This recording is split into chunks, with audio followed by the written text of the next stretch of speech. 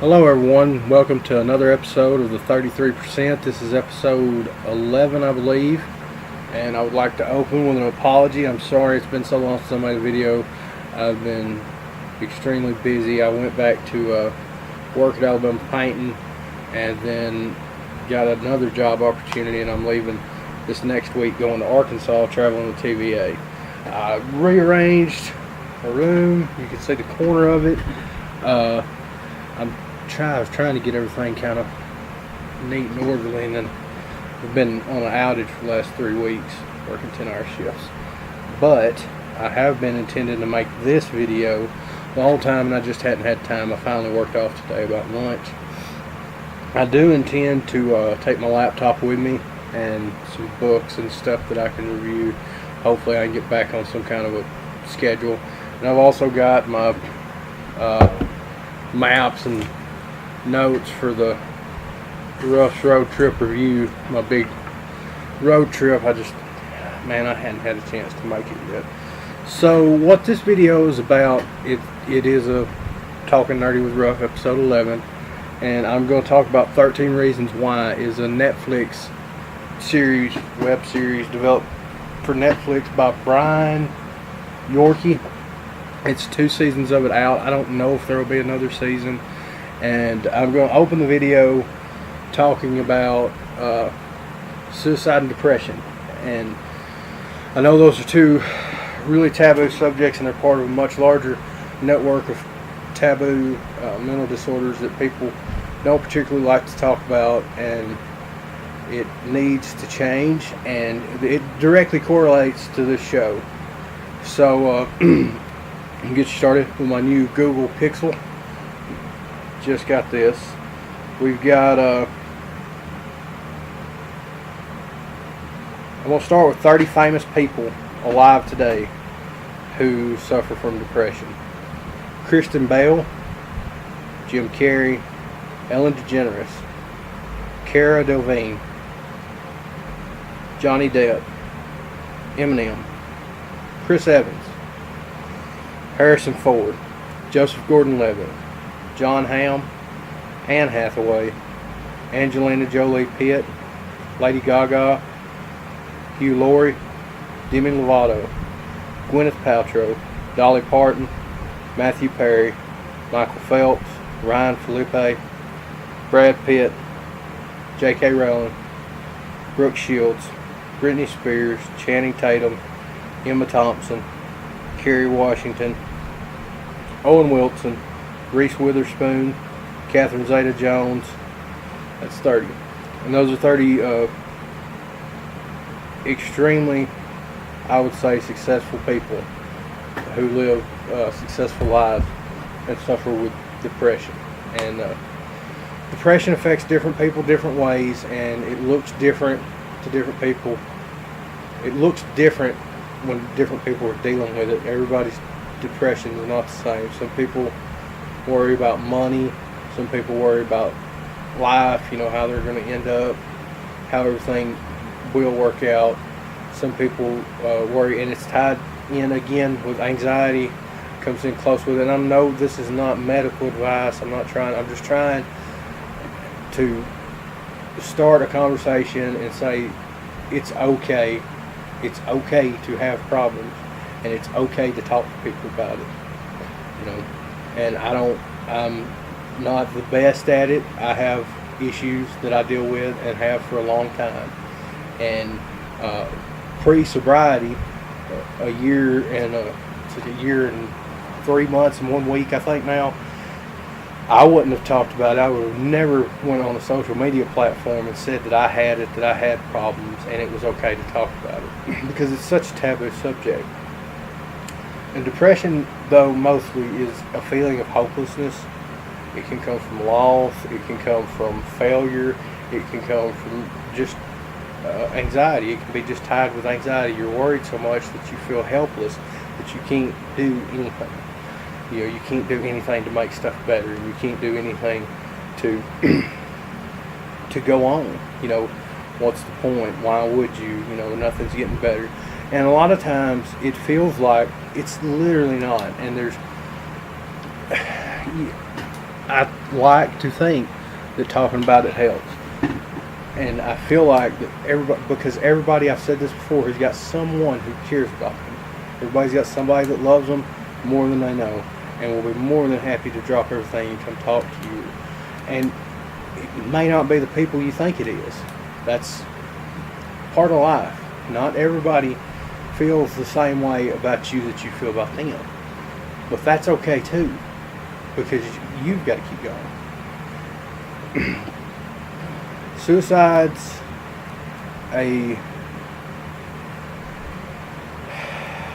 there's no easy way to talk about it. There's no easy way. I can name 4 people. Yeah, I'll just Robin Williams, Chester Benningfield, Heath Ledger, and obviously Kurt Cobain. All those people died of suicide, and those are 4 very successful people. Robin Williams was a household name. Was in this household. I loved Robin Williams. I thought Robin Williams was just the best thing. Philip Seymour Hoffman, as I become an adult and got to watch a lot of movies, I loved the characters he played and the way he played them. And he was just a great actor. Chester Benningfield was the lead singer, or one of the singers of Linkin Park. And Kurt Cobain was, of course, the lead singer of Nirvana. There's other issues tied in with that. I'm about positive. I'm not sure about Heath Ledger. No, Heath Ledger. All of those people also suffered some form in their past of substance abuse. And I can't speak for them. I can speak for myself. But the drinking and the excessive drinking and the drugs for me was a way of dealing, of self-medicating my problems, a way not to feel and to escape. But it turned, it obviously doesn't work out like that. It always comes to an end. Eventually the high's gone. You're not drunk no more. You still got to go up for work, get up and go to work. You've got to, all of the problems that you have before you start are going to be there after you start. Drinking never helps. Never helped me.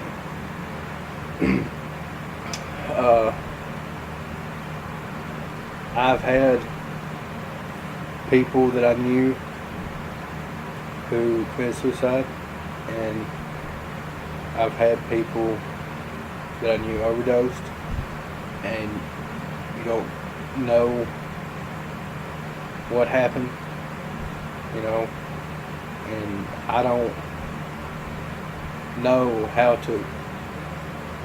There's not an easy fix for any of this. It's not something you can just say. It's not something you can just do that'll fix it with anybody. But you can start a conversation, and you can open a dialogue. You can say, if you're worried about one of your friends or a family member, whatever the case, boyfriend, girlfriend, cousin, you're worried about them, how they're mentally doing, you can call them. Okay?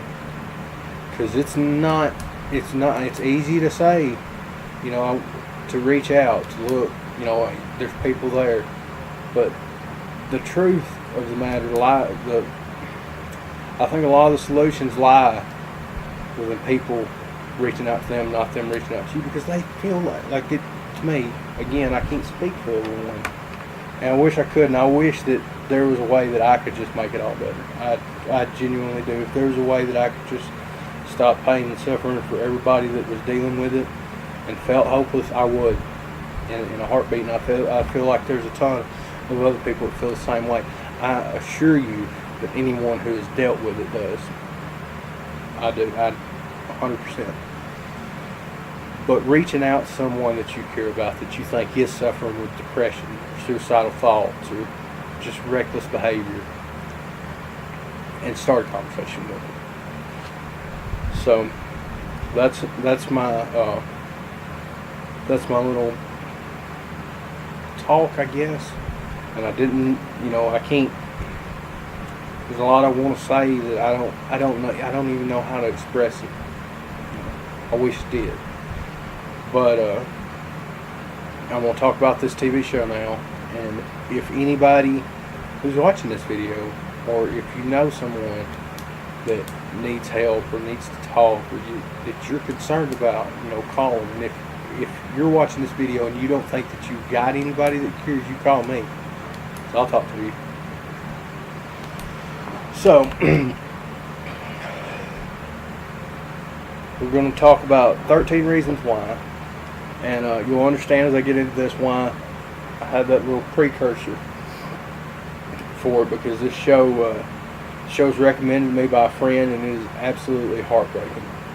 It is one of the shows that affected me on an emotional level, and it doesn't have you can get attached to characters, storylines, and plots, but this show resonated on a personal level with me, and I feel like it does with a lot of people, and it deals with a lot of things that it's not talked about.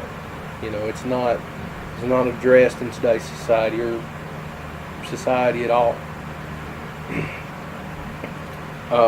In season 1, 17-year-old Clay Jensen returns home from school one day to find a mysterious box on his porch. Inside, he discovered 7 cassettes recorded by Hannah Baker, his deceased classmate and unrequited love, who committed suicide 2 weeks earlier. On the tapes, Hannah unfolds an intensely emotional audio diary detailing why she decided to end her life. It appears each person who receives a package of old-style tapes is fundamentally related to why she killed herself. Clay is not the first to receive the tapes, but there is implied details as to how he should pass the tapes on after hearing them. There appears to be an order to distribution of the tapes, with an additional copy held by an overseer should the plan go awry. Each tape recording refers to a different person involved in Hannah's life, contributing to a reason for her suicide. The tapes refer to both friends and enemies. And initially I was going to do every episode breakdown, and I don't think, for one, I don't think I could do it without just being a crying fool, and two, I think this is something that really needs to be watched. It needs to be experienced, and it needs to be watched with with your family or with your friends, because it does have stuff that are emotional triggers for people who deal with that. And if you have dealt with it in the past, you need to have someone that you can talk to, that it's okay to talk to, and you can talk to them. It can be a bonding experience. It could help moving further. And it's probably not going to help for everybody, but it's just it's something I feel like if you watch this and all the stuff that happens, because there's terrible stuff that happens to this girl,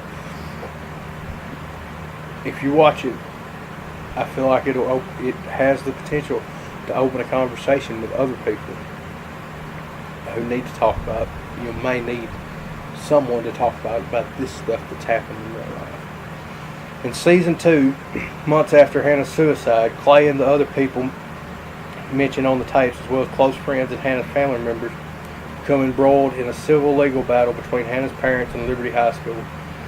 Alleging negligence on the part of the school, Hannah's mother pursues her perception of justice, while her reluctance to settle pretrial and her personal circumstances eventually break up her marriage with Hannah's father. The story unfolds with narratives illustrating Hannah's story told by those who present in court at trial. Clay, who perceives himself as Hannah's failed protector, embarks on an investigation using whatever evidence he can find in an effort to impact the civil case between Hannah's parents and the school. Clay also endeavors to expose the corrupted culture of high school and its favor of wealthy, sports-savvy male students but over the average student, which especially compromises the integrity of young girls such as Hannah. Throughout season 2, Clay appears to be communicating with the ghost of Hannah as a plot narrative device. It is an absolutely great show. Catherine Langford played Hannah Baker, and I think that it was her first starring role, and she does an amazing job. I don't know how high school is now. It's been 14 years since I was in high school. Yeah, 14 years. I feel like high school is a universally terrible experience for most people. I don't think everybody, I mean, and it wasn't like I was terrible, had a terrible time at school. I wasn't overly bullied or picked on. I was bullied and picked on, but not any worse than most of the kids my age. I feel like it's kind of almost a rite of passage, which, I mean, it's not really okay, but it happened. You know, I dealt with it. And high school it's a formative time for kids, you know, because you're learning about life, and you're learning about rules, and you're learning about how to go about being an adult. And I say that I never went to college, so I don't know. You know, I'm sure it's a more in-depth experience, a more enlightening experience in college than in high school. I went straight to work out of high school, out in painting, and I feel like it's if you've got a kid in high school, I don't know, I'm sure some people maybe that watch this has kids in high school. You know, I'm sure you talk to them. I'm not trying to tell everybody how to parent, but I feel like it's hard, because it was hard then, so I can only imagine how hard it would be now. And there's so much stuff happening in our world, and the world changing, that they're having to deal with that I didn't have to deal with, and their parents more than likely didn't have to deal with it. It's doubtful that their grandparents had to deal with. You know, so I could see a sense of feeling lost and not really having anyone to talk to about stuff going on, because it's hard to talk to your parents anyways. You know, it's hard to relate. There's a generation gap, and like I remember for years, you know, my parents was alive in the 70s. They graduated in 77, I think. So there was all this stuff happening in the 70s that you read about in history books, and in the 80s, and you know, like the Berlin Wall falling and stuff like that. And I'm like, you know, what was it like? What was it like? And he's like, I was a record driver, and that was just so beyond compare. Like, I didn't understand how you couldn't be a part of all this stuff happening until a couple years ago, when the Occupy Democrats and the stuff going on with the pipelines across the Indian reservation. I was like, you know, if I ever have kids, and they asked me about that, like, I'm working, I'm on a Gus truck at Wise, or painting a tank at Counts or something like that, doesn't have a direct effect. And that's what they think. That's, you know, that was my perception of my father's life, was that and that 70s show. I felt like it was exactly like that 70s show, and I'm still not convinced that it wasn't a lot like it, but I'm sure it wasn't exactly like it. Anyways, I hope everyone's enjoyed this video. It was important to me to make this video, and I'm sure I've stumbled along some, was somewhat prepared for it, but I don't feel like any amount of preparation. I feel like I could have wrote a 10-page dissertation about this subject, and I wouldn't get any further, any more points across than what I've said. So I hope that everyone enjoys it, and I hope that it, you know, I hope that people understand that if you need someone, you should call somebody. And everybody else, if you're worried about someone, call them. Anyways, I hope y'all have a great day, or a great night, rather. It's 9 o'clock. Remember to like, share, and subscribe. There will be more videos coming as soon as I can. I haven't read much as of late. My sister just got me the World of Ice and Fire. I bought this book when it first came out a few years ago, and I bought it for somebody and gave it to them, and I never got to read it. But it's a really good book, and I'll do a review on that when I finish, because it's amazing. And I'll do the Ruffians Road Trip review as soon as I get a chance. And I appreciate it. I love all you guys. Thank you for watching and supporting the channel. And remember to like, share, and subscribe.